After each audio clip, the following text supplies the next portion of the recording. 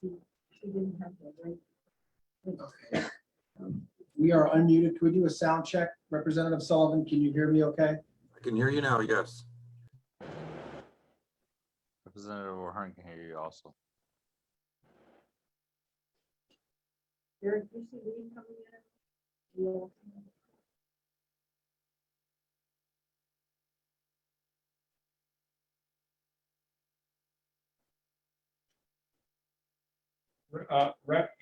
Representative O'Hearn, are you there? Can you hear us? Can you hear me? Yes, Mr. Chair. Okay. Are you able to, the only thing is when we're in the voting mode, if you could show your picture, please, is that possible? Yes. Okay, all right, okay. I realize you've got a situation that's a little bit inconvenient for you. Thank you. How is your mother?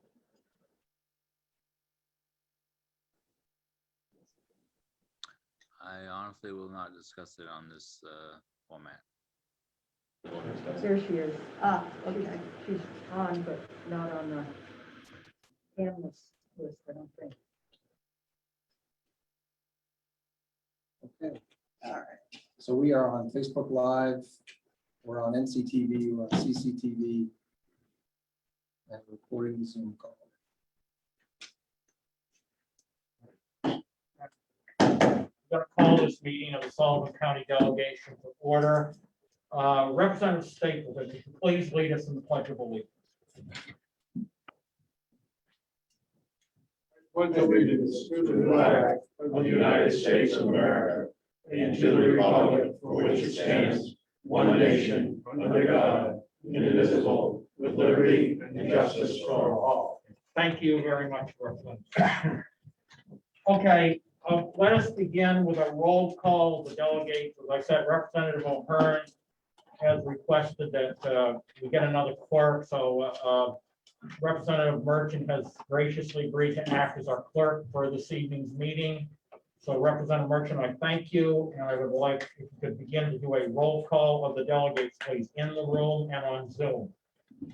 And I know Representative Oxy, first of all, can you hear me? Yes, I can.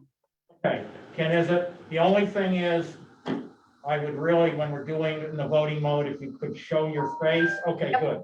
Thank you. Representative O'Hearn, if you are, okay, good, very good. So you may proceed, please, Representative Merchant. Thank you, Mr. Chair. Representative Aaron, Here. Representative Callum, Here. Representative Gottlieb, Yes. Representative O'Hearn, Yes. Representative Oxenham, Present. Representative Rollins, Here. Representative Smith. Here. Representative Spilsbury, Here. Representative Stapleton, Here. Representative Tanner, Here. Representative Sullivan, Yes. Zoom. Okay. Representative Cloutier Yes. and myself, Representative Merchant, here. Okay. All present, we have a quorum. Okay, thank you. 13 members, is that correct? Yes, Mr. Chair. Okay, good. Thank you very much, Representative Merchant. Okay, I will now turn to the county manager to introduce himself and any other county staff, please. And well, All right. Thank you, Mr. Chair. and also the county commissioners, please. Derek Ferland, Sullivan County Manager. All three commissioners are here. The Chair, Commissioner George Hebert, Vice Chair, Commissioner Benny Nelson, and the Clerk, Commissioner Joe Osgood. And joining us on the Zoom as panelists are some members of the county staff. Ted Purdy, the Nursing Home Administrator, April Bartley, the Director of Nursing, and Mary Burke, the Facilities Director. Okay, thank you very much, Manager Furlong. Okay, next, and members of the public, welcome, but this is a meeting, not a public hearing. And I will now turn to item number 4, the sober housing Sullivan County project funding. And I will now call upon Representative Gottlieb to, she's the EFC chair, to make her the EFC's recommendation on this. Thank you, Mr. Chairman. On Friday, August 23rd, the Executive Finance Committee voted unanimously to support the authorization of bonding of $1.1 million for this sober housing facility. And Mr. Manager, you want me to read this entire? Okay, all right. Are you wish to make a motion, Representative Gottman? Yes, that is my motion. Your motion. Thank you very much. Do I have a second on that motion, please? Well, second by Representative Tanner. Okay, please continue, Representative Gottman. I just want to do the. Yes, I should have started out with, I make the motion as to be chair of the finance committee. Okay. Whereas Sullivan County, New Hampshire, the county plans to renovate the property located at 19 Sullivan Street, Claremont, New Hampshire, to provide a transitional housing facility known as Sullivan House, the project, and seeks to issue general obligation bonds in the amount of $1,100,000, the bonds, to finance the project. And whereas pursuant to the provisions of RSA 28:24, after the county delegation has authorized the issuance of the bonds, the interest rate, maturity, and other terms and conditions of the bonds will be approved by the county's Board of Commissioners, the commissioners, at a publicly noticed meeting after one, voting to enter into a loan agreement with the New Hampshire Municipal Bond Bank. Two, hearing the results of a bidding process for the purchase of the bonds that will be managed for the county by an independent municipal advisor. Or three, hearing the results of a public sale of the bonds. Now, therefore, in consideration of the foregoing, it is hereby resolved that the delegation hereby authorizes the issuance of bonds in the amount of $1,100,000 for the purpose of financing the project with such interest rates, maturities, and other terms and conditions as may be determined by the commissioners at a duly noticed public meeting, authorizes the commissioners to apply for, obtain, and accept federal, state, or other aid, if any, which may be available for the project, and to comply with all laws applicable to the project. Authorizes the commissioners to issue, negotiate, sell, and deliver the bonds, and authorizes the commissioners to take any other action or to pass any other vote relative thereto. Resolved that the county is hereby authorized to execute and deliver such documents and other materials, and to take such other actions as may be required for the closing and delivery of the bonds. And resolved that all actions heretofore taken in a manner consistent with the foregoing are hereby ratified and confirmed. Thank you, Representative Gottlieb. Okay, any further questions or comments? And thanks for reading the motion. Any further questions or comments from members of the delegation? Okay. Was it, if I may. Mr. Okay, yes, Chairman, please, if you I'm want to sorry. speak I to would your just motion, say I'm that, sorry about that. I believe there has been a great deal of discussion about this particular project, and it was a unanimous decision. Unanimous vote of the Executive Of the Finance executive. Committee, is that correct? All right, okay, all right. Further questions or comments from members of the delegation, either here or the three who are on Zoom? If there are no further questions or comments, I will, okay, but before I ask the clerk to call the roll, I just be clear, this is a bond vote, and you may have received this from Manager Ferlin, handed this out under the Municipal Finance Act. This has to pass by a 2/3 vote of the delegation. And all of us are present tonight, so according to my math, that is 9 votes. So it's a super majority, not just a simple majority. So as I said, in order to pass, we have to have at least 9 votes. So is everybody clear on the municipal finance? Any questions? And if you have questions, I'll probably direct them to the county manager. All right, so we all set, and are we all ready for the vote? And if we are all ready, I will direct the clerk, acting clerk, Representative Merchant, to please call the roll on this motion. Thank you, Mr. Chair. Representative Aaron, Yes. Representative Callen, Yes. Representative Gottlieb, Yes. I vote yes. Representative Merchant. Representative Ahern. Yes. Representative Oxenham. Yes. Representative Rawlings. Yes. Representative Smith. Yes. Representative Spilsbury. Yes. Representative Stapleton. Yes. Representative Tanner. Yes, Representative Sullivan. yes, And Representative Cloutier. Yes. 13 yes and 0 no. Okay, so the motion passes and the bond is approved by the delegation. Thank you, Representative Merchant. Okay, going on to item number 4, Sullivan County Healthcare Renovation Project Funding, EFC recommendation. Representative Gottlieb, please, you wish to speak?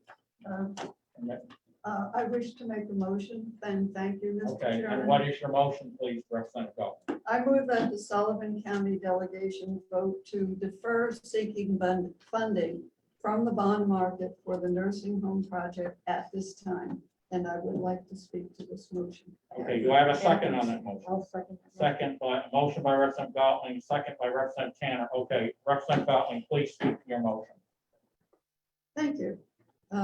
A bipartisan vote of 4-1 by the Executive Finance Committee on April 23rd, 2021, recommended this action to defer seeking funding from the bond market. As chair of the EFC, I believe that all of us at this meeting are committed to providing a safe, supportive, positive environment for our long-term nursing home residents, those who enter for short-term rehabilitation, and the staff that cares for them.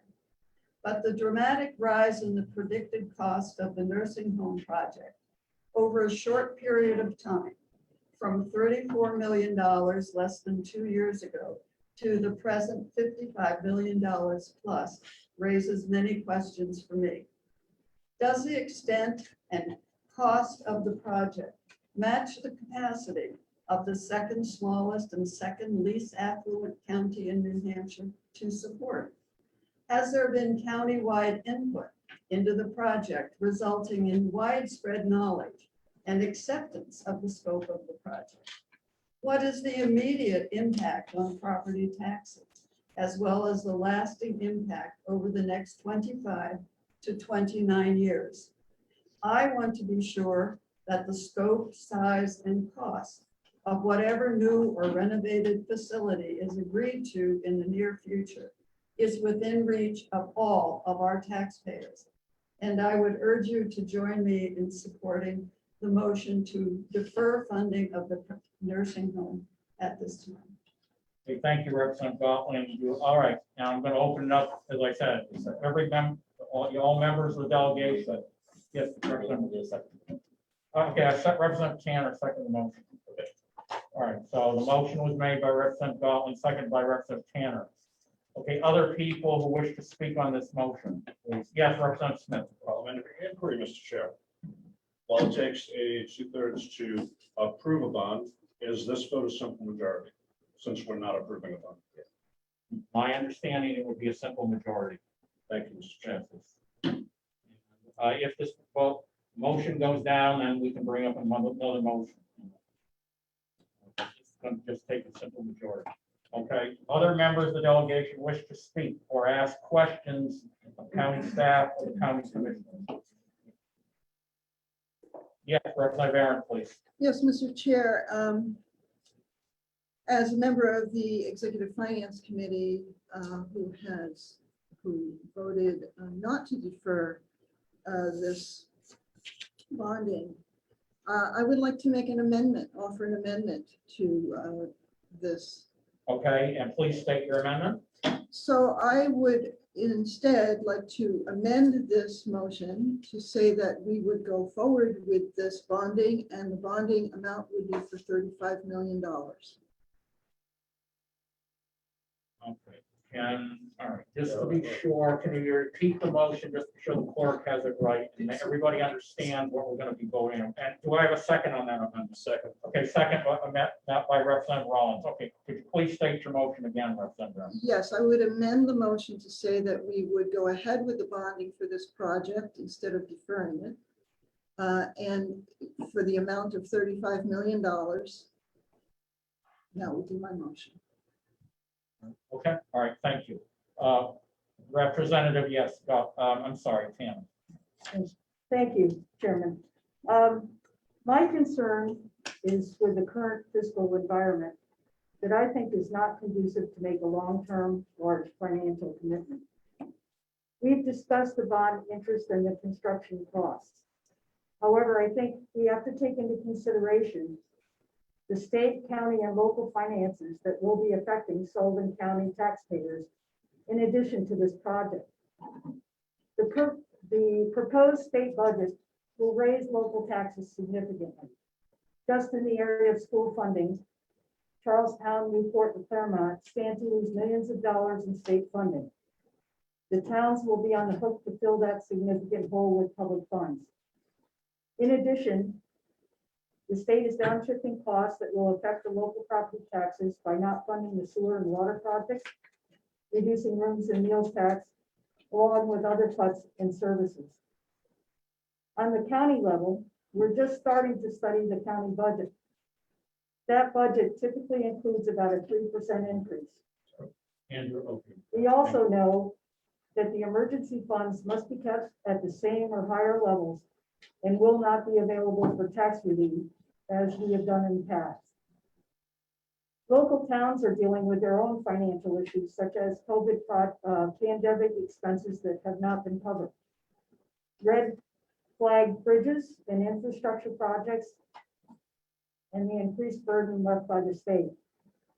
People are just getting back to work, and a good portion of our population is on fixed incomes. It is time to be fiscally responsible and take in the whole picture of what $54 million or $35 million expense will mean in terms of a higher tax burden for our citizens, especially those trying to manage in towns with already very high tax rates. It's time to take a look at this project in terms of needs, not wants. We need to laser focus in on many parts of this proposal and make some compromises that balances the needs to maintain a good level of care, safety issues, address energy efficiency, and provide the staff with a safe and efficient environment with the cost. At the same time, there needs to be a timely review of the project to provide significant cost savings. Therefore, I urge you to vote no on the amendment and vote for deferring the bond request. Thank you, Representative Tanner. A question from Representative Hearn, followed by Representative Sullivan, please. Thank you, the chair. Just a question to the chair. Is the amendment by Yeah. Representative Aaron appropriate? Representative Hearn, and I don't know if we can do anything to turn up the volume. Can you hear me now? Yes, I can hear you now. Yeah, thank you very much, Manager Ferland, for turning the air conditioning off. Go ahead, please, Representative Hearn. Just a question to the chair. Is the amendment from Representative Aaron appropriate and germane to the motion on the floor?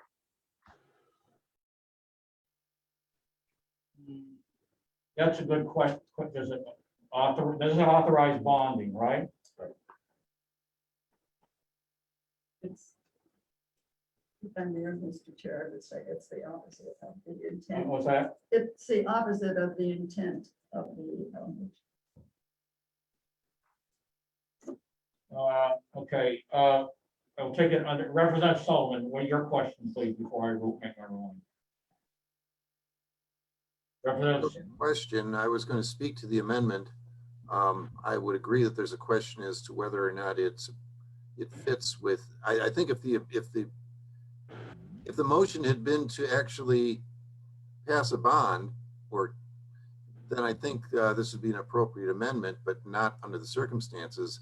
I would further say that a $35 million bond without a plan that would actually work under a $35 million bond is irresponsible, that we should first have a plan, know the cost of the plan, and then raise the funds for the plan. This, I believe, puts the cart before the horse.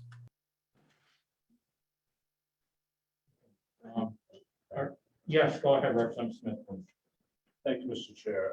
we've seen a lot of amend all after the enacting clause amendments, but since the door's open to debate the merits, the construction costs would be covered by the bond. If you remove the soft costs and then also allocate the $8 million coming in from the federal government, $35 million is sufficient. Yes, thank you, Representative. Representative Murphy. Let's go back and address the issue. But the amendment itself is appropriate because the way I read this motion, at least the way I recorded it, I heard it, I could be wrong, was going forward to seek a bond for the $30 million. And that's, so making a motion to move forward with a dollar attached to it, which is basically seeking a $30 million bond, 35. 35, sorry. So we have a motion on the table to amend it to actually include a obligation of 35 million. That is a bond, that's a nice, Well, super majority of this. the original motion was to defer the bonding. Correct. And what I have amended it to is to not defer the bonding and to go to have a bond for $35 million for the project. This is. Yes, this is- it's a second part of that that's causing the heartburn because Order. defer it. I think it's an appropriate amendment, but to put in the $35 million attached to that amendment, then speaks to the bond versus speaking to the point of going forth to have a vote on the bond. But Yes, Representative Tanner, please. Point of order. That the logical thing, which not necessarily is the political thing, but would be to vote whether to defer or not, which is the first question in the first motion.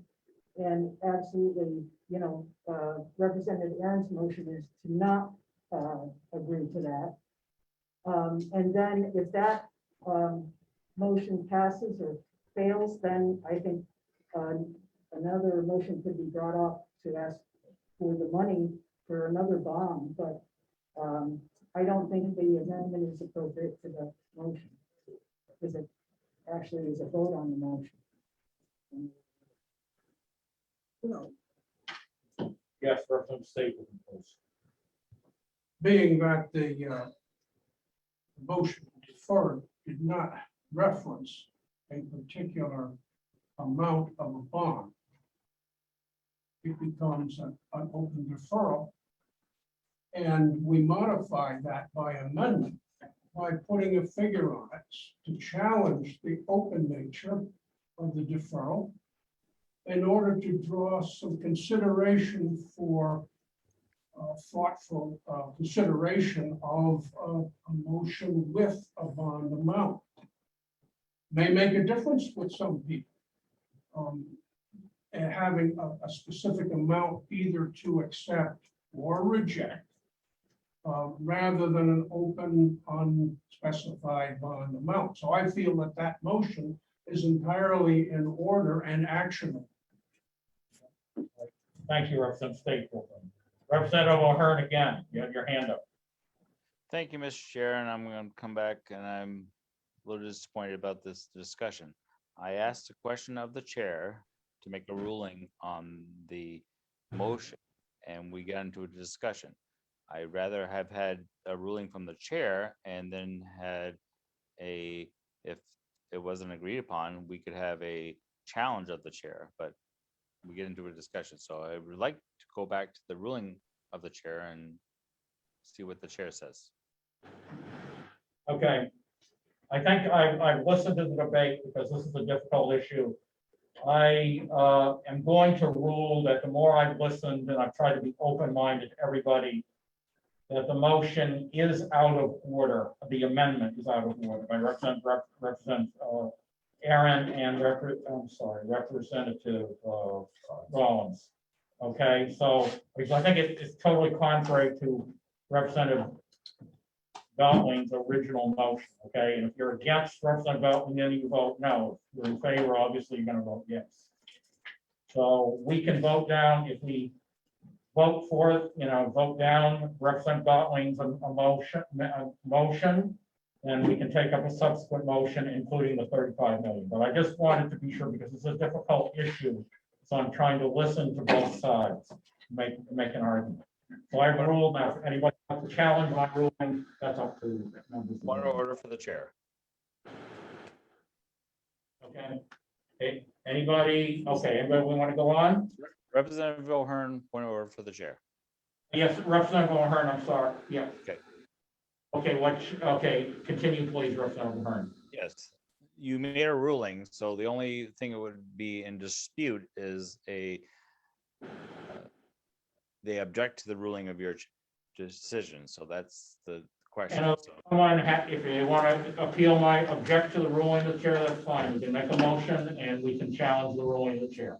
That's totally appropriate for any member of the delegation if they want to challenge my ruling that the amendment as worded by Representative Aaron and Rollins is out of order to this as an amendment to this motion because it's sort of it's totally against the intent of the motion by Representative Gottlieb and Tanner. So we need to first vote on their motion. If it goes down, then I will entertain another motion that based on the original amendment. Okay, yes. Anybody, any member of the delegation have any further questions or comments or want to make a motion to challenge the role of the chair? Yeah, Trying to keep back a bit. sure, I'm sorry. So are we voting on the people objecting to it? I was No, objecting to no, you. nobody's Objection, okay, objecting. thank you. And nobody, So we're gonna- I mean, I need a motion to challenge or object, and that's fine. I'm willing to take it. I understand it's a difficult issue.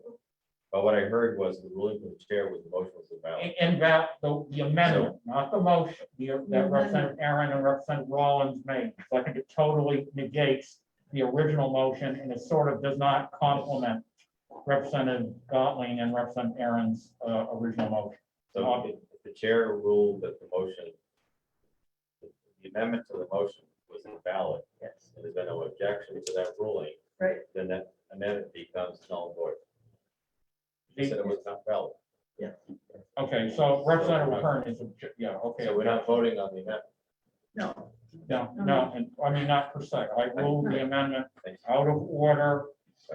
And so unless someone wants to make appeal of my ruling, we should go on to the original motion as made by Representative Gottlieb and Representative Campbell. Yes, please, Representative Spilsbury. Thank you, Mr. Chairman. I'd like to speak to the original motion. The original motion, okay, go ahead, please, Representative Spilsbury. I've been a fence sitter on this. I think this is an extremely difficult decision for the delegation to make. And as a member of the EFC, I voted against the recommendation in the context of our discussion in the EFC meeting just as recently as Friday morning. In that meeting, I want to compliment Representative Merchant, who made some excellent comments expressing his reservations about the project. And I think the substance of his concerns are largely correct. So I share the concerns with the price tag and the scope and the impact on our residents' tax burden. And yet, I'm going to vote no on the current motion so that we can move to an open debate about whether the project should go forward if limited to a $35 million bond. I think we need to have that debate, and I hope to vote no to the motion so that we can take a new motion and move to that debate. Okay, thank you, Representative Spilsbury. Okay, further questions or comments from members of the delegation, please? And yes, Representative Aaron, followed by Representative Stapleton, please. So the motion on the table is to defer this project or defer bonding and starting work on the project. My question to the delegation is, what do we gain by waiting 6 months? Will we know more than we already know? I don't think so. Will this project be any less expensive in 6 months? I doubt it. Will our infrastructure at the county nursing home continue to age and deteriorate around our residents? Yes. And the day will come when we have more than just a flooded basement or gray water filling our office spaces in Sanders. and we're gonna have an emergency to deal with that could possibly affect our residents so badly that the Department of Health may close us down or rescind our licenses. I don't know that I'm willing to take that risk to delay in 6 months, because it's not really going to be 6 months. By the time we get this project started with a further delay of 6 months to defer and think this over more, we're not going to be able to get a shovel in the ground until next fall. As opposed to if we move ahead with this project now, we have the chance of getting a shovel in the ground this fall. And to wait a whole year, which is not, it's not really deferring for 6 months. We'd be waiting a whole year to get this project off the ground. Okay, thank you. That- Representative Stapleton, That, I'm sorry, one last sorry. thing, I didn't mean to interrupt. that then incurs risks that are unknown that could potentially be very, very expensive. That's all. all right, thank you, Representative Bannerman. Representative Stapleton, please. Yeah, thank you, Mr. Chair. Delay often is detrimental to any project or endeavor. And because this project was so well crafted and put together with so many components, ready, set, go, we're facing COVID and economic conditions. Yes, they're uncertain, but they are predictable relative to the bond rates. Delay is going to cost probably another 0.5% or so of bond rate. And construction companies and construction labor and construction materials are under heavy load demand right now, given the situation, and we have a booming economy.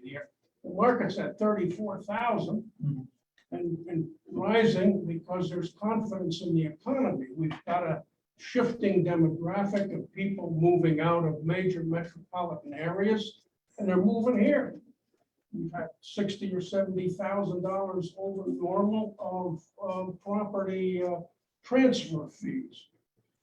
People are coming in here. This is a new paradigm.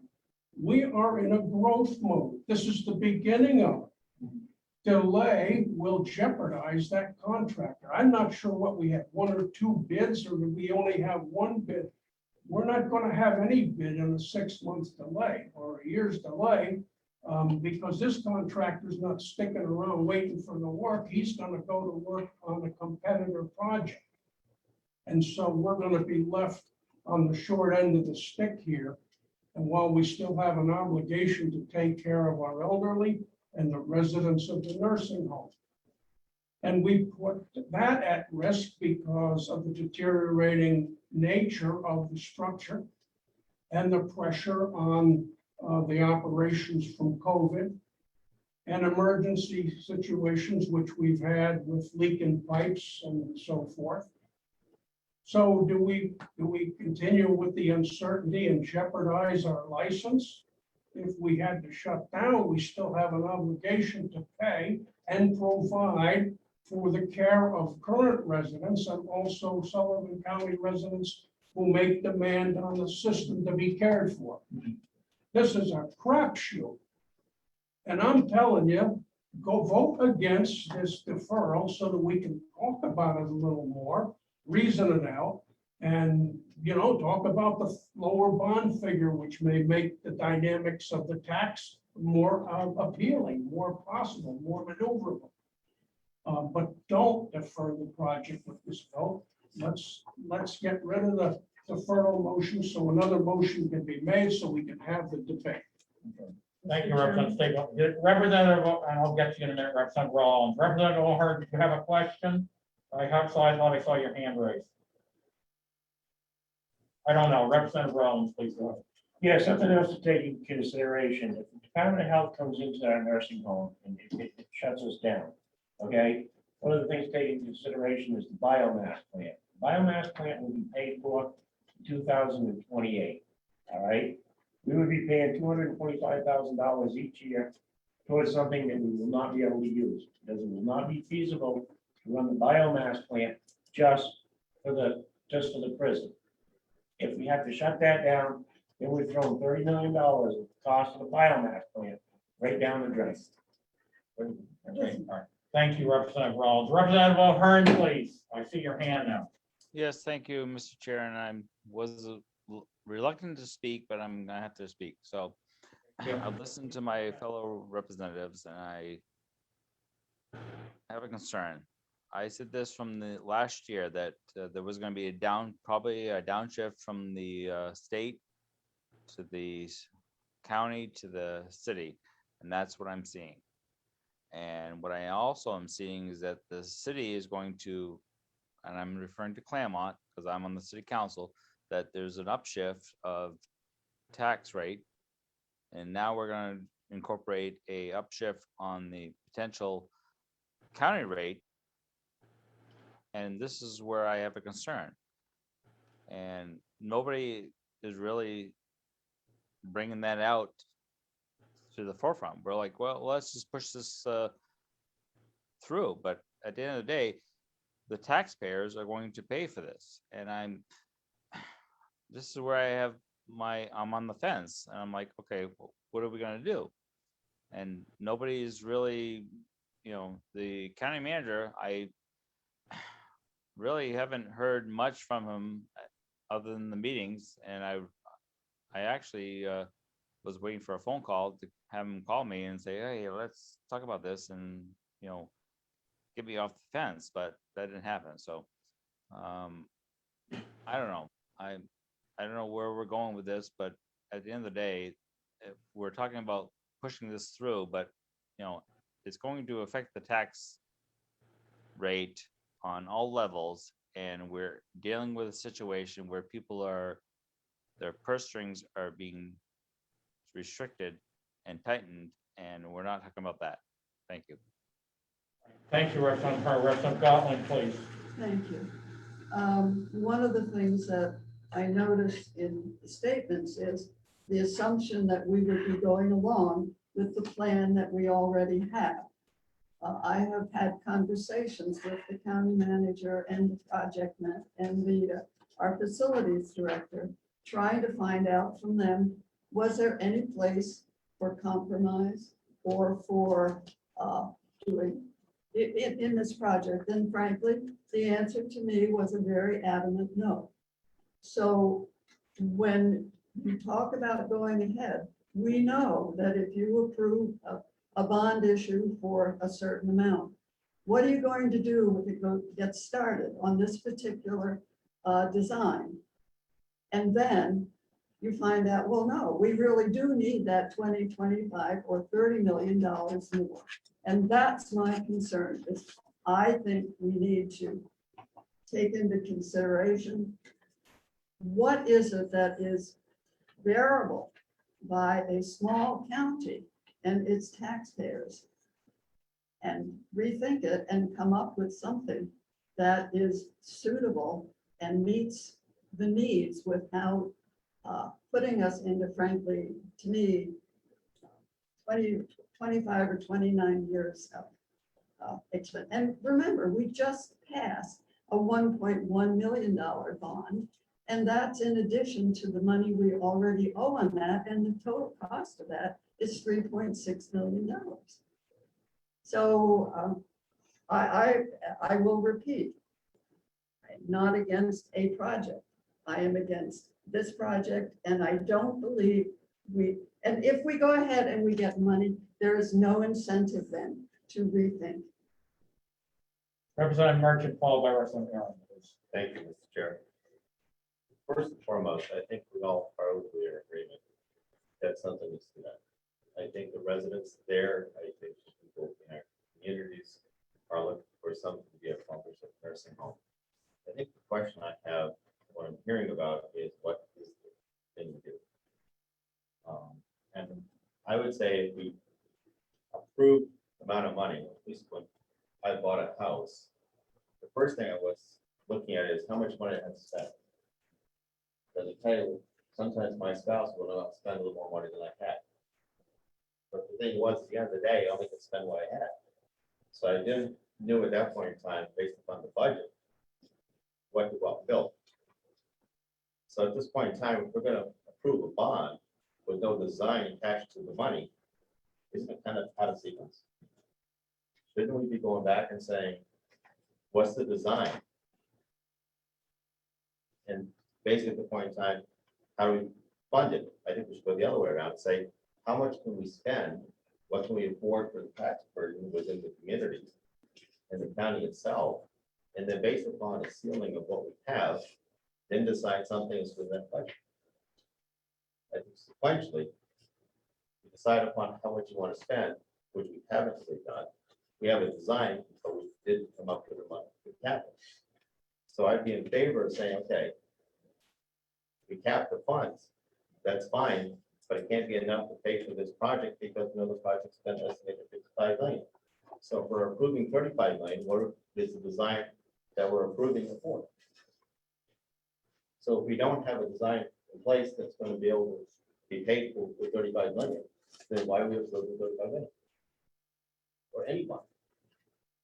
So sequentially, I think we should back up and try to figure out what we want for a cap, and then once we have that number, figure out what the design is that we can afford to buy. Thank you, Representative Aaron, please. Yes, Followed by Representative first of all, I wanted to clarify something to our EFC chair with regard to the 1.1 million bond that we just approved. That money is pretty much going to be paid by the payment of that bond, as you know, will be taken care of by the rent that will be charged to people who will be utilizing that facility. There will be no extra cost to our taxpayers to carry the burden of that bond. And no, it is true. Is that true? I could defer to our county manager. I thought the NHFFA one, is that right, Mr. Berlin, would you Mr. like to Berlin, weigh if in I, on that? Mr. Chairman, may we clarify that, please? Okay, yeah, you have a clarification, yes. If you don't mind, and then we'll go back to Representative Aaron, please. Go ahead, Representative Aaron. We have two loans, is that correct? That is correct. And the one does not have to be repaid if we don't make a certain amount. That is correct. Right. And the other one is a regular bond and we do have to pay because we're going to the bond market. Well, it needs to be paid back, but it will be paid back using revenue from the rents that are charged to participants, as Representative Aaron just stated. And you expect that to, I do. Representative Aaron, please. Thank you for. Yes, so, clarifying that, so we're not, with this $1.1 million bond that we just approved, we are not going to be going to the taxpayer for the payment of that. So that's kind of irrelevant to the issue at hand. And again, in talking about deferring this project and needing to think about scope more, we've been talking about scope and studied this for 2 years. We have already paid out of taxpayer money well over $1 million for architectural plans that we have in hand ready to go. There is, the cost of this and the $35 million that I mentioned before. I mean, I'm taking into account, the project was slated at 48, I believe, or somewhere around there. We have $8 million coming to us from ARPA. We have $5 million saved up. That's 13 million. If you add that to 35 million, that puts us pretty close to the $48 million that this project is slated at. So 35 million will cover this. And if there's more infrastructure money coming from the federal government, hey, we could take advantage of that too. So I believe that there is a plan in hand, and there is a plan that we've already paid for that's in hand. That's all I want to Representative say. Smith, please, followed by Representative Merchant and Dalton. Thank you, Mr. Chair. Representative Aaron stole my thunder on why 35 million was a good number, but I did want to answer the question that was brought up earlier. Oh, if we defer, then we can seek public input. Like, really, how? The county manager did radio shows. The county manager and the commissioners took the show on the road. They went to the towns. I did radio shows. We did social media pushes. Actually spent some of my own money to push ads out to try to get input back. I'm assuming that all the members of the delegation did similar things, or probably not to that level because I'm a little obsessive compulsive, but sought input from their constituents for 2 years. So if that's part of the argument about why we're gonna wait 6 months and consider this, before I can consider that to be a valid argument, I wanna know what the plan is. What exactly will happen in those 6 months that will be more of an outreach effort than we did over 2 years? Thank you, Representative Merchant, followed by Representative Gottlieb and Tanner, please, and then, okay, Stapleton, okay, so go ahead, please. I just want to be clear, because in 2016, according to the Heritage study that we did, we spent $100,000 plus to do that. In that study, there are 4 designs. All 4 designs had a range in square footage, including the Ahern building, from 108,000 square feet to 119,000 square feet. The cost per square foot was 142 to 184. Now, 4 years later, we're looking at a project that's 157,000 square feet, which is 30% greater than the largest one they had in their study. The cost per square foot is 50% higher in 4 years than what they had in their study. That's a 179-page audit, the study that was done. It's a feasibility study. I encourage people to go and look at it. So what I'm concerned about is the fact that we have somewhere along the way a conceptual design done by reputable architecture people based upon building units at that time that was considerably less in size and scope and considerably less in dollars. So I'm asking the question, how do we get from 119,000 on the high end to 157,000 square feet folks? How do we go from 185, I'll give them the high one, versus 142 on the low side, to 272 square foot? What happened in 4 years? How could we do something 4 years ago for $21 million and now we're up to 55 million? What happened? And that's all I'm asking. It's a simple question. So.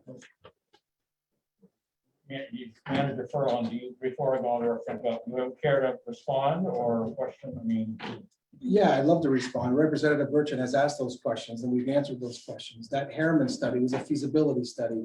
So to try to use that as a benchmark for how the actual design compares is just completely inappropriate, as we have told you in the meetings where you've asked that question. So to bring that out now just seems more than a little bit disingenuous. A feasibility study is not a design. Those are concepts. They do parametric takeoffs. They had designs in there. They had concepts. Concepts are not designs. We made that extremely clear that that was a conceptual study, a feasibility study. And when that was initially looked at, because that was the starting point where we actually commissioned an architect to come and conduct the design, Right. they quickly concluded that that concept study, that feasibility study that Harriman did, had several fatal flaws that meant that it could not even be built according to the standards, which, by the way, the standards had changed from the time Harriman was commissioned to the time Warren Street was hired, which is not something that Harriman could have predicted. But to use that as the launching point to say that what happened as if we are out of control is completely inappropriate. And you know that because we told you that. okay, thank you. Representative Gottlieb, please, followed by Representative Tanner and Stapleton. I got a whole bunch of people. Go ahead. Mr. Chair, is it possible to call the question? Okay, but at least I want to go through, I think I have a bunch, and I will go through, I think you and Ryan, Representative Sullivan, at least go through, I get about 5 of you more, and then maybe I might entertain motion. I don't know. Representative Gottlieb, please. Thank you, Representative Oxman. I just want to point out that I enjoyed a very nice visit from the 2 commissioners and our county manager, telling us, not asking us about, but telling us about the project. So we were not really asked for input. And at that time, we were presented with a $34 million project, and it's in our select board minutes with little or no impact on the tax rate. So, there was not a lot of response to that. But, for me to go, when I went back and said, well, here's where we are now, shall we say there was a bit of a surprise. And so, when you talk about Representative Smith, and I know that the commissioners did go around to many of the select boards, but the product that they were presenting, at least to us, is the one now is very, very different. And I did speak to the county manager and encourage going back to these people, and I don't think it's enough to just say, well, they should spend hours listening to, one of our recordings or whatever. Because the original impetus that you had was personal visits and presenting what it was and telling us how nifty it would be, because really we could do this without much impact. And I just feel as if there needs to be public awareness and acceptance of the project and its cost.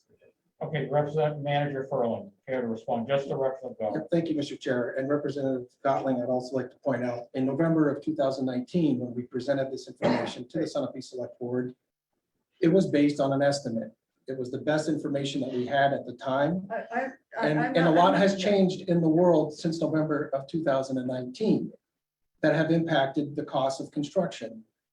So I apologize that what we told you in 2019 did not hold true in the summer of 2020 when we obtained the guaranteed maximum price. But as we've seen around this area, and we've been told many times and presented information several times, the cost of construction went up. And that's not something that we could have foreseen at that time and Pushing 30. the situation. So Okay, quick, yeah, I know we need to get a lot of representatives. Representative Sullivan. Mr. Mr. Conley, Chair, I am not suggesting at all that what you did was inappropriate or whatever. But all I was saying when I came back later and said to you that I really felt that having presented those figures to us, that there was some reason for why the commissioners and you or whoever you wanted to do it, to return to those people and make the time and the effort to explain. Thank you. And yeah, so Okay. I just want you to know this is not any kind of Okay, personal okay, thank attack you. on what you did. Probably get going. Representative Tanner, please, followed by Representative Stapleton, Oxyam, and Sullivan. Mr. Chair, I have a point of order.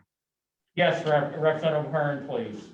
And I hope that my fellow representatives will give me the due respect, because I'm dealing with a little situation currently, but Having In trouble Washington- understanding that. Sorry, Representative O'Hearn.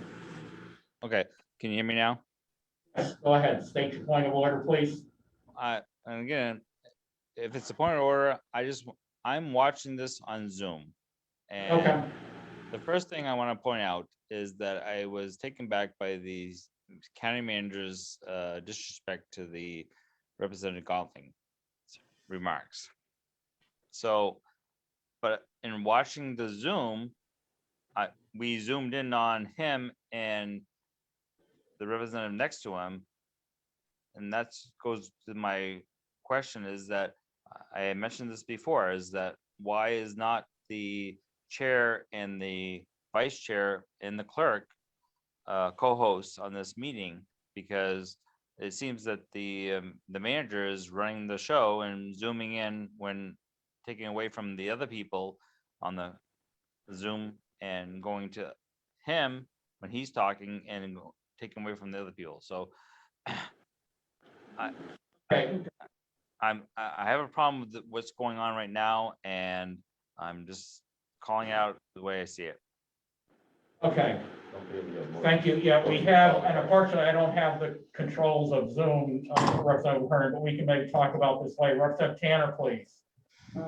First of all, I'd just like to say that I don't think that it's being controlled by the county manager. It's controlled by the owl. By the owl. Oh, Okay, and whoever speaks the loudest, like I'm speaking now, the owl points to me. Yep. So I just want to get that straight. okay, thank you for that clarification, Representative Tanner. So hopefully that will help. Does that help you, Representative Hearn? I hope.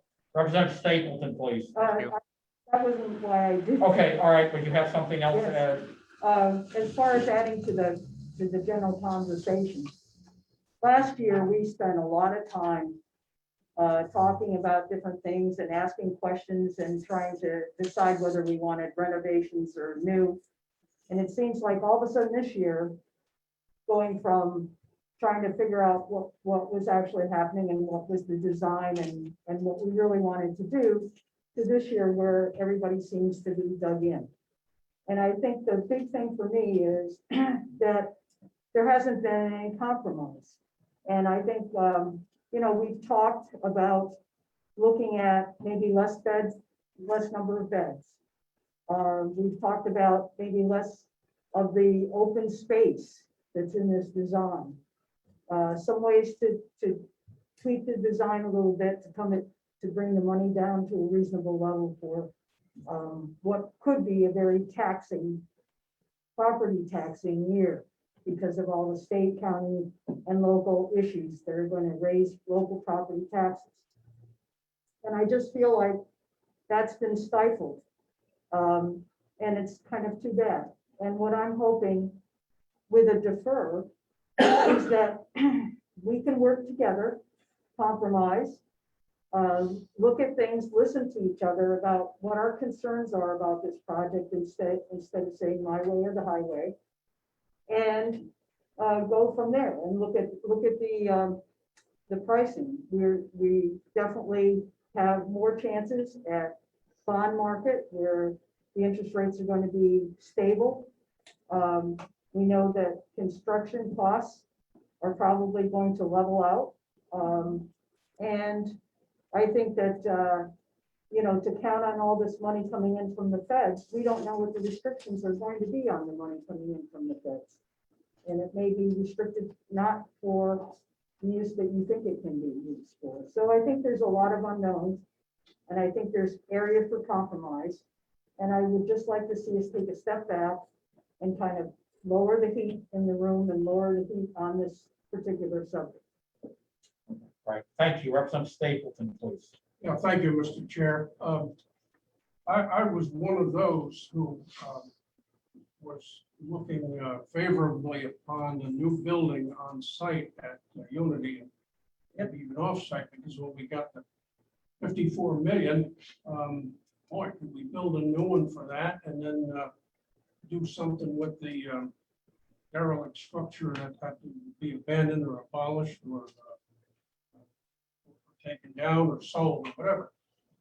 But then, as we develop those figures, it looks like a new building on site would be in the area of 80 million. And if you went off site, there was all kinds of problems with site development and property location, procurement, separate heating plant, so on and so forth. It could have done up to 100 million. So it wasn't like we didn't discuss those things. We did discuss them, and we had to retrench back to what we could afford, relatively speaking, and in the existing plan which was established.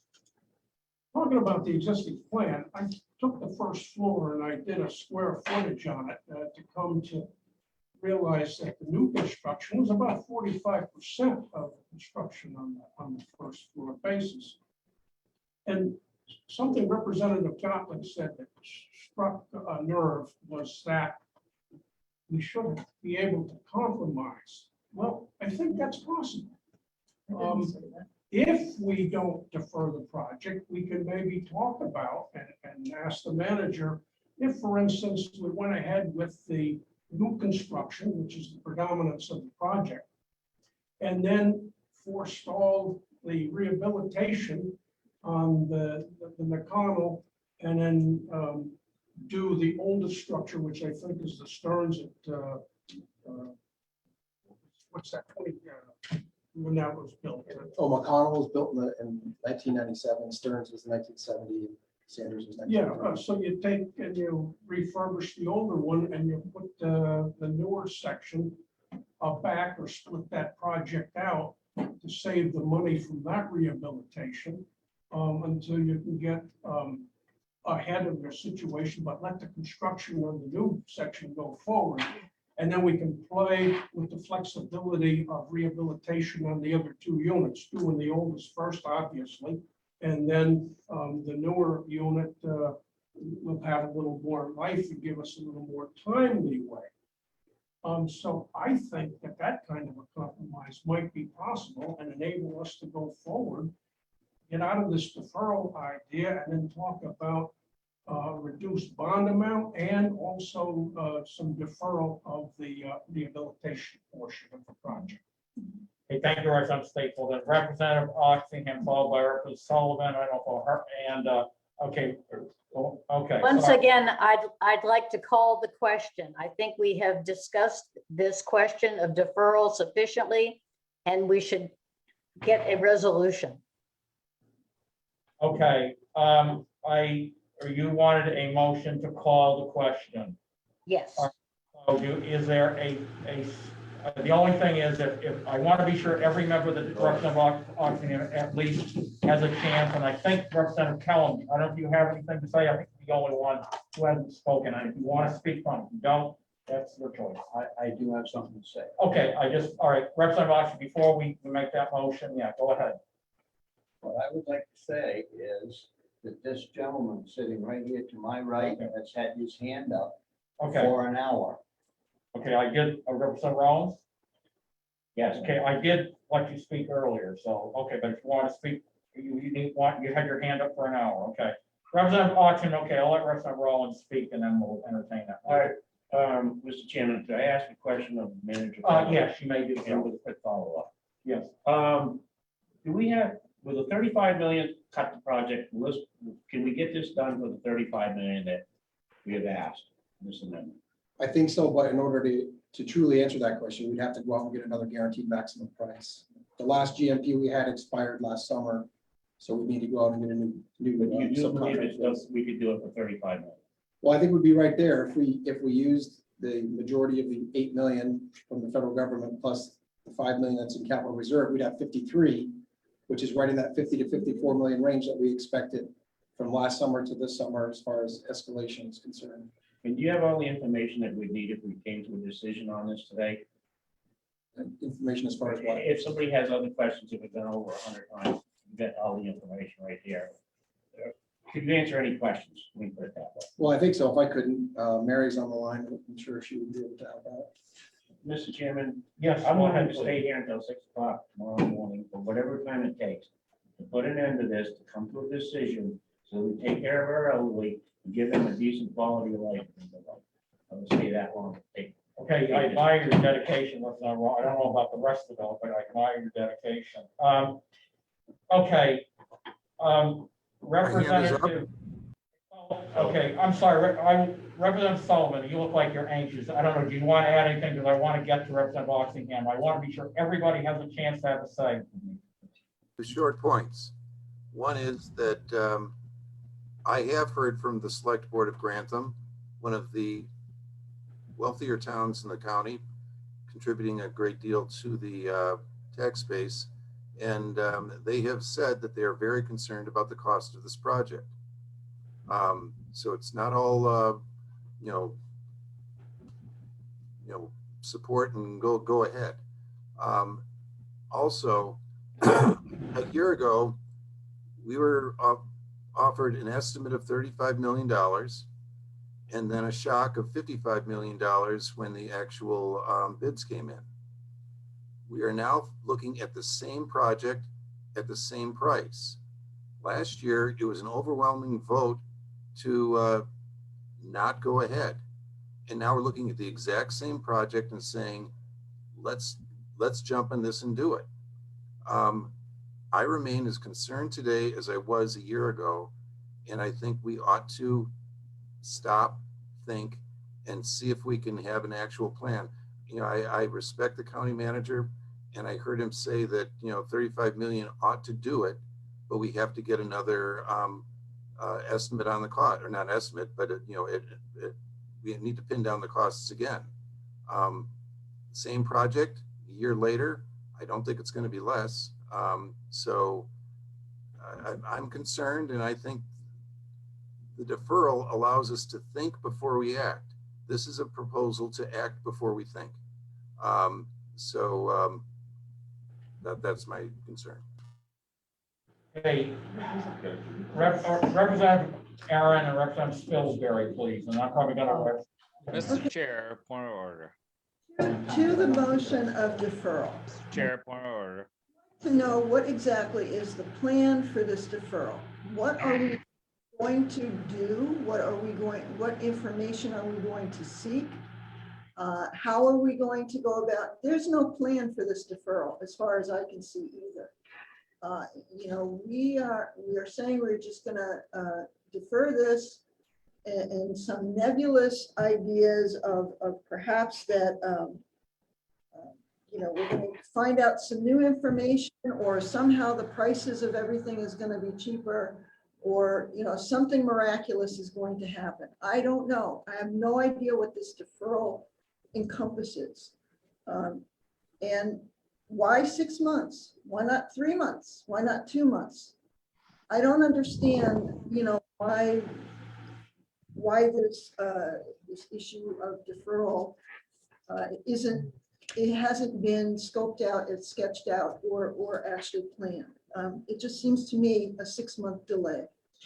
Thank you. Representative Spilsbury, please. Mr. Chair, Okay, just let Representative, and then I'm gonna get to Representative Oxenham. I have a point of order. Yes. Quickly, Representative O'Hearn, please. Representative Tanner made a motion to call the question and you deferred it, but in actuality, I'm gonna second it because the question needs to be called. And I don't know why we're discussing the original debate. All right, this is a very and I want to be sure every member of the delegation has to speak. Mr. Chair, I understand that, but at the end of the day, we need to deal with the situation at hand, and doing that, I think, is not appropriate. Okay, I see your point, but as I said, I don't want to be sure everybody, it's a very controversial issue, Representative Spilsbury, and then I'm going to go to Representative Oxenham for a motion. Thank you, Mr. Chairman. I limited my comment earlier just to why I thought we should vote no, so we can move to a debate. We've gotten into some substance, and I think there's a little bit more that needs to be said. I'm playing catch up. You all have traveled this path. You've been out for a while. So that's a challenge, and it's a challenge I'm taking very seriously. And the problem is this: I don't see a single good, easy, comfortable decision on the menu. I see an array of uncomfortable options. So I've been trying to play process of elimination. Which one is the worst? And I decided that going to a new site and building new is the worst. And I got that out of my mind before. I decided on further inspection of what you've had in front of you the last 2 years, that building brand new, even in Unity, is a bad option. And I cleared that off the table. And at the last 2 meetings, I asked if you could please explicitly remove those from consideration and narrow the discussion. And I believe we've gotten beyond them because they haven't gotten much voice tonight.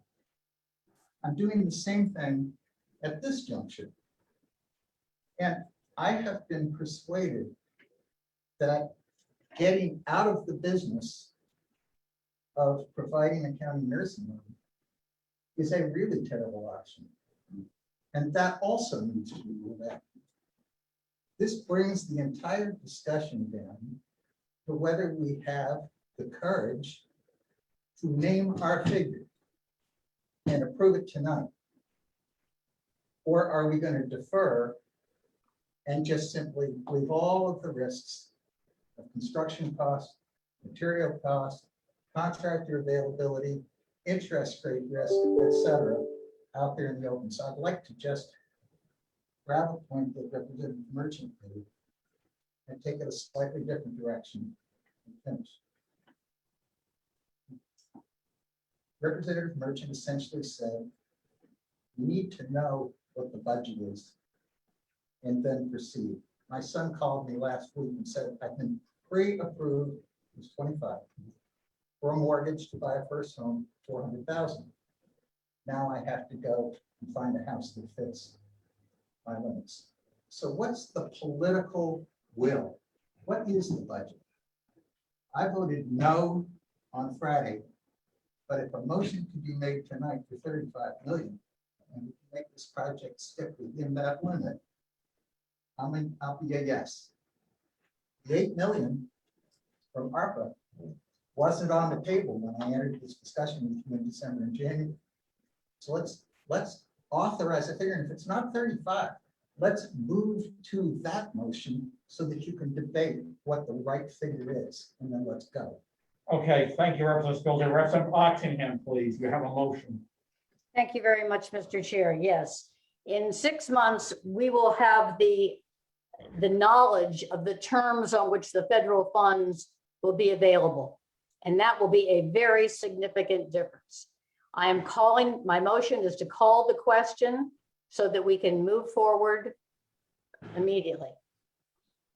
Thank you, Representative Oxenham. Do I have a second on that motion? Representative O'Hearn, second. Okay, thank you. A motion by Representative Oxenham, a second by Representative O'Hearn to call the question. So that means if we pass this motion, the debate will be finished and we will move immediately to a vote. Okay, are we ready for the vote? We understand what we're voting on. So if you want to end the debate, you vote yes on the motion to call the question. If you do not want to end the debate, you vote no on the motion. Is everybody clear? Okay, on this motion. So everybody, okay, the clerk, if you could please call the roll. Thank you, Mr. Chair. Okay, Representative Aaron, No. Representative Callum, No. Representative Gotling, Yes. Representative Merchant votes yes. Representative O'Hearn, Yes. Representative Oxenham, Yes, Representative Rollins, No. Representative Smith, No. Representative Spilsbury. No. Representative Stapleton, No. Representative Tanner, Yes, Representative Sullivan, Yes. and the chair, Representative Flitier. Yes.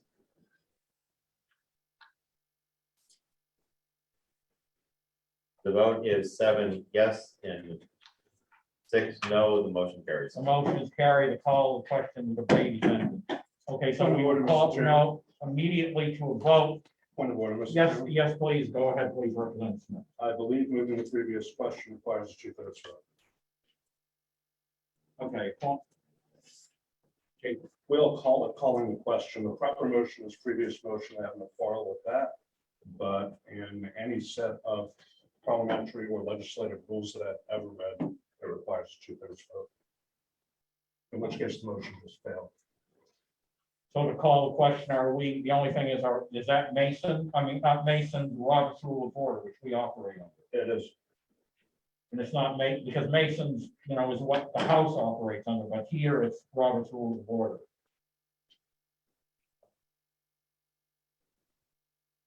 I would call the chair to call the question, and if we overrule it, we overrule the chair's vote.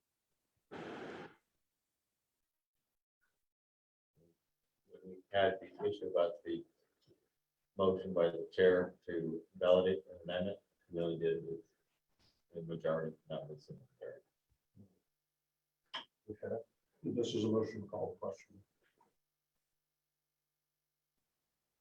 does anybody have a copy of the rules? No, it's a Google first. And this will be Robert's Rule of Order. That's what we operate under county delegation. I believe, Hold on, we'll just wait. I believe Representative Smith is correct.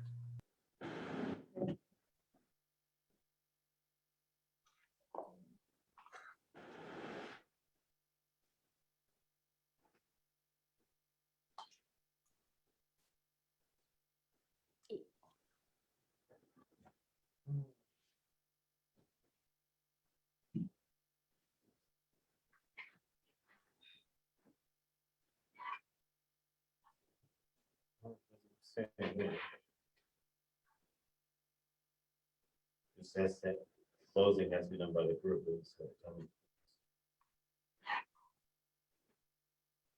Mr. Chair, Yes, Representative Stapleton, we've please. got something here. calling the question under Robert's Rules of Order newly revised, book used by most organizations in the United States. On the motion for the motion for the previous question was made, whether formally or non-standard form, such as calling the question, close debate, or calling for a vote. 2/3 vote or unanimous consent is. Okay, and I'm looking it up, and Representative Stapleton, Representative Merchant, I believe you're correct, so the motion did fail. You are correct, Representative Smith. Thank you very much. So the motion failed, so I guess debate will continue, or on this motion. So I guess, Representative Rowe, we may get the choice, we may debate this all night, you know.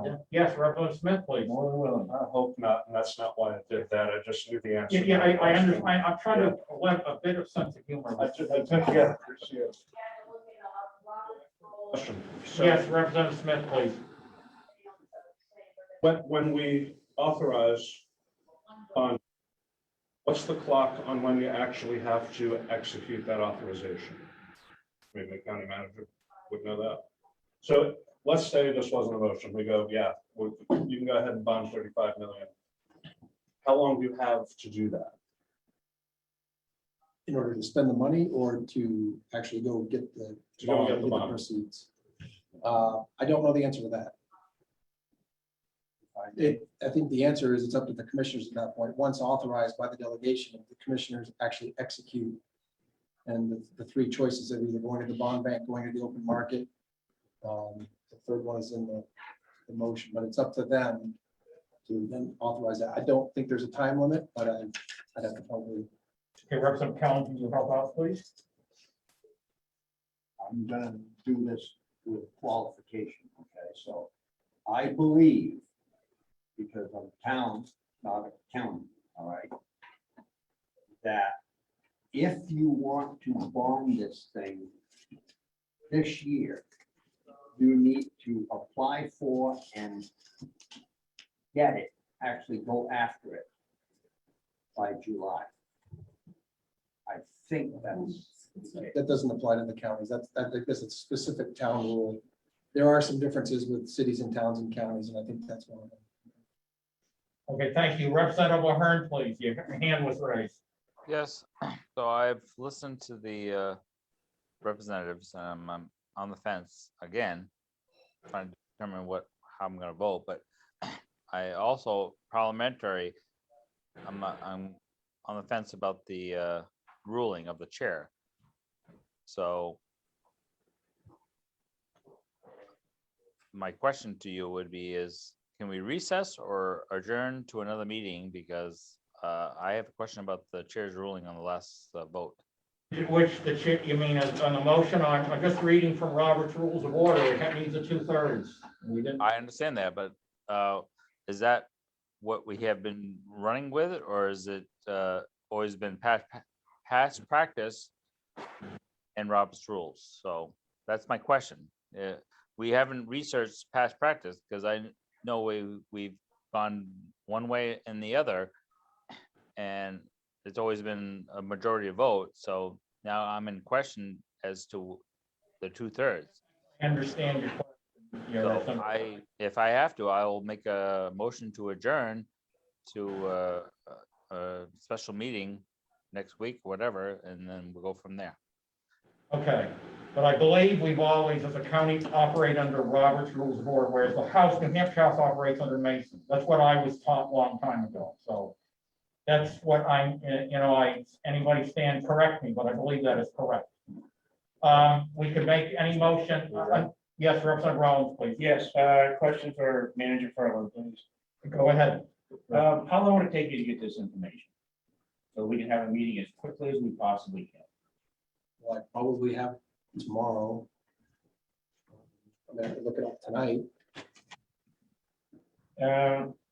Question, Mr. Chair. Yes, Is there go any ahead, other please. questions that anybody's got to ask Derek to get done before the next meeting so we can? I guess, Well- Mr. Representative Rollins, the only RSAs that I know that deal with county bonds, RSA 3310, which is this process that the county convention authorizes it.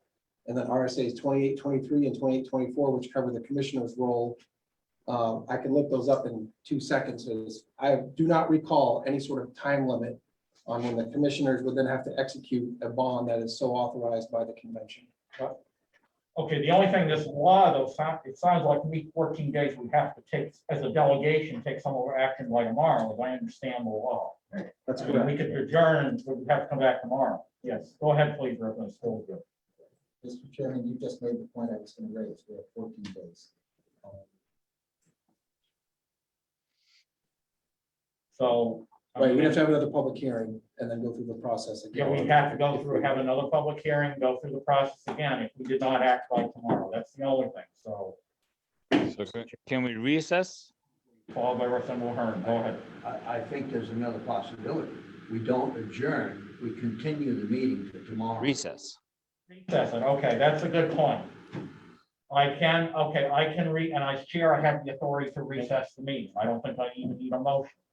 Are we prepared to come back tomorrow night? I don't know what everybody's point, yes, go ahead. Let me go back to, I think what Representative Pillsbury mentioned before, I think, if I don't mind using your analogy again, is your son at that point in time understood the amount of money to spend for a house of $400,000. So you got to take approval before they went out to look for a house. So you know how much money to spend. So we have a design that we know is going to cost at least $55 million. No. But if you go out for another one, so the same should go up and go down.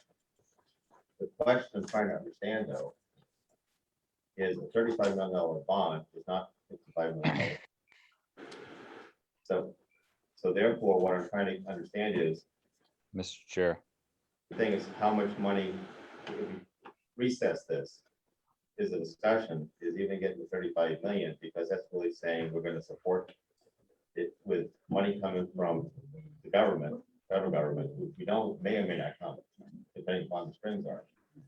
And we could take money out of the capital reserve fund and drain it, which is what we're gonna do. So I've been there before in my life where all of a sudden you take everything you have to buy a house, next thing you know, something goes wrong, you have the money to fix it. So we're gonna take everything out of our savings account based upon what's there, or a project that we haven't agreed upon as far as the ceiling. I haven't heard anybody talk about the ceiling on the price. All I've been talking about is how much money we want to borrow. I think the conversation should be is how much money we should spend, not how much money we're going to borrow. We haven't agreed upon how much money to spend. It's like how much money to go and buy a house. $400,000 for a house is different than $400,000 mortgage. And I'm trying to get the same thing, is break apart how much we're going to borrow versus how much we're going to spend. And I haven't heard a conversation yet about ceiling an agreement of how much we're going to spend. That hasn't been decided upon. I haven't heard that discussion. So my brief answer would be, let's vote no on the pending motion and allowing the motion and debate what we would do with $35 million of bond funding, what we would do to make sure that it works and can be done. That debate needs to happen. That should happen tonight. I agree. I second that motion. Okay, Representative O'Hearn, followed by Representative Aaron, please. So, Mr. Chair, this is a question for the chair. I heard a motion to adjourn and you didn't call for a second. And if it wasn't called for, I will second it, that we adjourn and take this up tomorrow at 6 p.m. and finish this debate. But that is a higher motion and we have to address that. There's no debate. Okay, so you are making a motion to adjourn until tomorrow, what time again? Well, I'll make a motion to adjourn to tomorrow to 6 p.m. and we'll deal with this. And if it's seconded, then there's no debate. We deal with it. Okay, you're gonna making a motion to adjourn until 6 p.m. tomorrow. Do I have a second on that motion? Second, Second by Representative Oxingham. Okay, we have a motion on the floor to adjourn. Can everybody make it tomorrow night? That's the question. So we'll have a quorum. Parliamentary. Claims. Yes, go ahead, please, Representative Smith. This meeting was properly noticed according to RSA 91A. And here we are. And you can, by yourself, recess it to another time. Okay. If we vote up the motion to adjourn, my inquiry is, what's the earliest we could meet? Because it's certainly not tomorrow. Comply with RSA 91A. The earliest tomorrow? Because it's a new meeting. Mr. So- Chair, if I take back my motion to adjourn and. Okay, but I can reset, okay, just a minute, Representative O'Hearn. The only thing is, it maybe might be easier for me to just simply recess the meeting until tomorrow, Provided you have a forum. provided I have a quorum. Can everybody here tonight, either here or on Zoom, make it? Yes, Yes, What time are we speaking about? 6. 10 o'clock tomorrow morning? I can't. Okay. What about 1 o'clock? I'm just throwing out times. 1 o'clock tomorrow? I could only be available for a half an hour. I have tests and a procedure tomorrow afternoon beginning at 2 p.m. I'm looking at 6 p.m. Okay, you're mentioning 6 p.m., Representative O'Hearn. Does anybody, yes, go ahead, please, Representative O'Hearn. Is it appropriate to ask a question? Yes, go ahead. Well, I have one question. What is the purpose of meeting again tomorrow? And if we adjourn and we notice and do all of that, it seems to me that maybe it's appropriate for a lot of us, some of us to get together. We are and recessing, not adjourning. what it is, As I said, I think the intent would be to recess, easier to recess the meeting, I think. You don't- but, but that's, my question is, why? And what is the intent when we come back? And if we have to come back tomorrow, what is going to be different in the discussion than what is happening now? We really won't have had any chance to sort of, either for different caucuses to get together or for a merging of caucuses to get together and kind of answer some of the questions that have been posed. Representative Merchant, followed by Representative Smith. Thank you. United States. This may be at least, maybe, attempt to compromise and building up with Representative Stoker. If we adjourn tonight, what we can do at that point in time, is do a review, bring us together and have some sort of a reach consensus or this something of compromise. We adjourn tonight. There's nothing at that point in time for us to all find a date, get together, and have a discussion about what to do. So at that point in time, my recommendation would be to adjourn the meeting, find a time for us to all get together, including the commissioners, and have a conversation and say, okay, folks, what is it that we should be doing? Because right now we're at a roadblock, we're in a logjam. So I don't think we can get a logjam when we do it now or 9 o'clock tomorrow morning.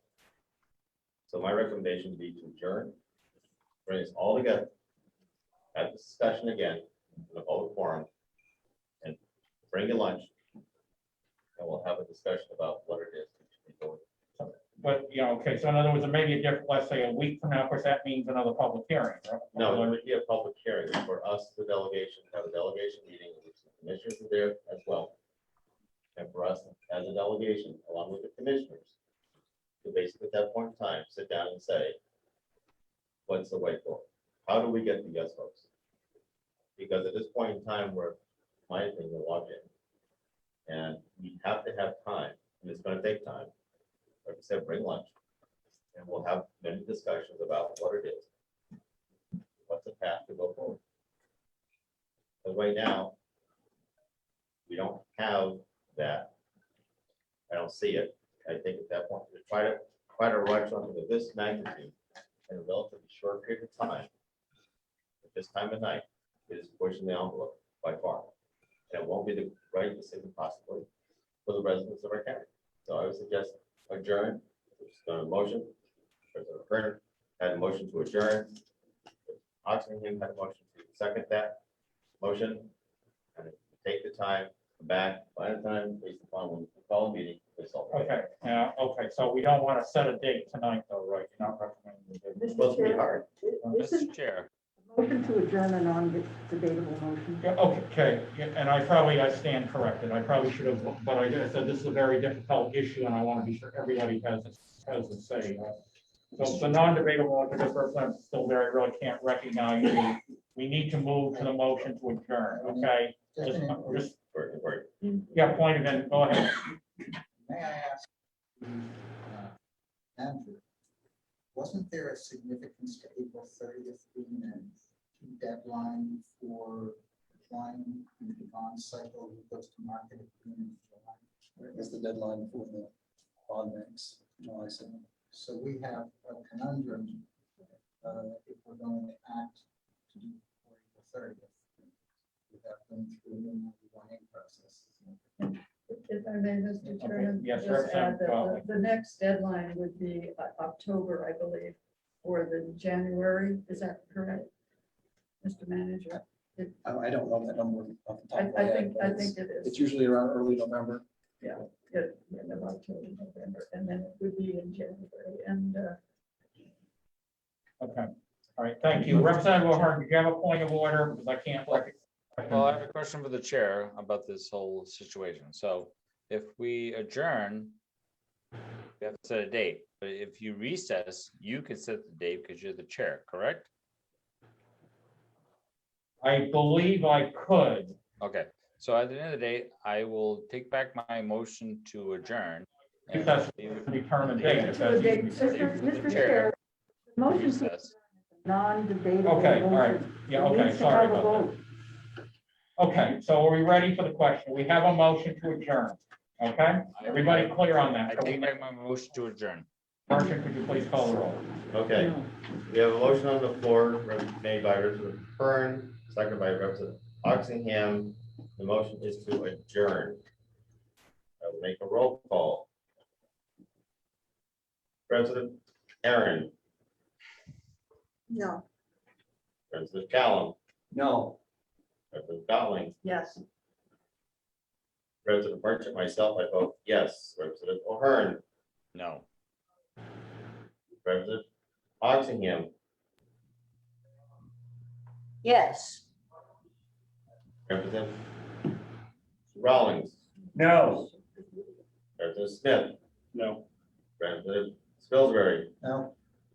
Representative Stapleton, No. President Tanner, Yes. President Sullivan, Yes. President Chair Clear. Yes. The motion fails. Motion was 6-4 and 7 against. I asked the chair to recess the Wait, meeting. Andrew's trying to say something. Okay, yes, Representative O'Hearn. I asked the chair to recess the meeting to tomorrow, and we deal with this tomorrow. We don't have. It doesn't require a vote. It requires Oh, I don't. the chair to make the decision. Mr. Chair, Yes, Representative Merchant mentioned the fact that includes the commissioners and get together, pound heads together. But why don't we take 45 minutes and do that right now? Mr. Chair, Because we the have motion people to on recess Zoom. is a non-debatable motion. It should be voted on. someone made the motion, right, to Representative, okay, I didn't hear them, someone make a motion to recess. He did. I'll make the motion. I'm sorry. Representative O'Hearn made the motion, do I have a second? Yes. Please call the roll on the motion to recess.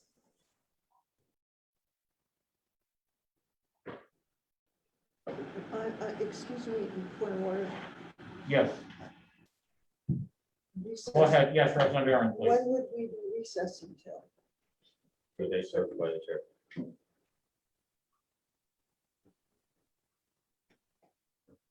Okay, yeah, that's the motion.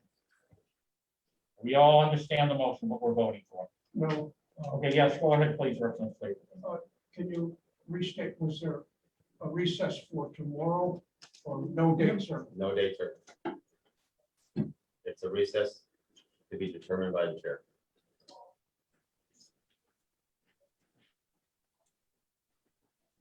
As the appropriate motion maker, I agree with that. That's it? Yeah, okay, yeah, please call the roll. Okay, the motion before us is to recess to a date selected by the chair, made by President Ahern, seconded by roll call. President Aaron, No. President Callum, No. President Godling, Yes. President Pritchett votes yes. President Ahern, Yes. President Oxingham, Yes, President Rawlings, No. President Smith. No. President Spilsbury, No. President Stapleton, No. President Tanner, Yes, President Sullivan, Yes. President Collier. Yes. Mr. Chair, I was not visible at the time I cast my vote. I am now visible and I vote yes. Okay. President O'Hearn, would you also make yourself visible? he did. Yeah, oh, you did, okay. All right, okay. Okay. Thank you, President for Oxingham. clarification. Thank you very much for that clarification. Okay, so the motion carries, the motion was 7 yes and 6 no. So we are recessed for the call of the chair. Call the chair, okay, and then we'll hopefully move to settle this, okay? All right, okay. All right, thank you very much, everybody. Appreciate your cooperation and your questions. You all be in touch.